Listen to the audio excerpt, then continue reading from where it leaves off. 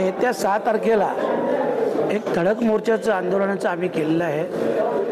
कारण सध्या तरी फक्त अशा प्रकारची चर्चा चालू आहे की येत्या 8 तारखेला कदाचित उद्घाटन होऊ शकतो आणि म्हणून 6 तारखेला आम्ही मोर्चाचं आयोजन केलेलं आहे आणि तेही कमीत कमी 2 लाखाच्या वर संख्येने समाज बांधव असतील, आमच्या भगिनी असतील, आमची मुळंबाळं असतील, आम्ही सगळी लोक एक वेळ सगळेच रस्त्यावर उतरणार आहोत.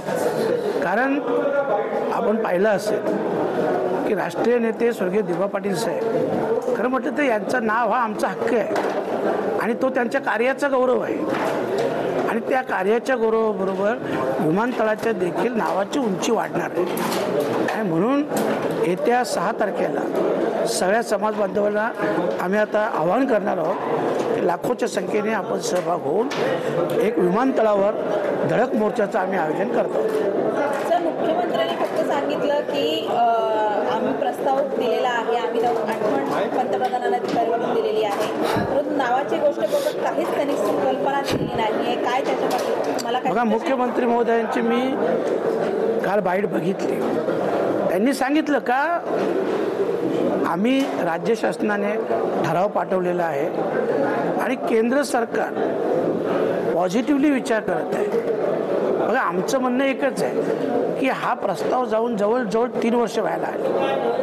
तर 3 वर्षात किती कॅबिनेट झाले असतील?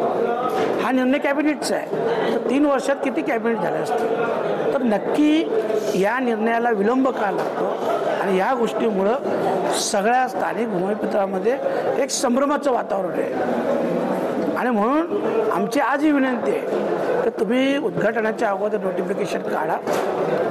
आम्ही तुमच्या स्वागताला आम्ही स्वतः येऊ, स्वतः आम्ही तुमचं स्वागत करू, सत्कारही करू. परंतु नाही झालं तर आज ही सगळ्या स्थानिक भूमिपुत्रांची भूमिका आहे की विमानतळाचं उद्घाटन होऊ देणार नाही.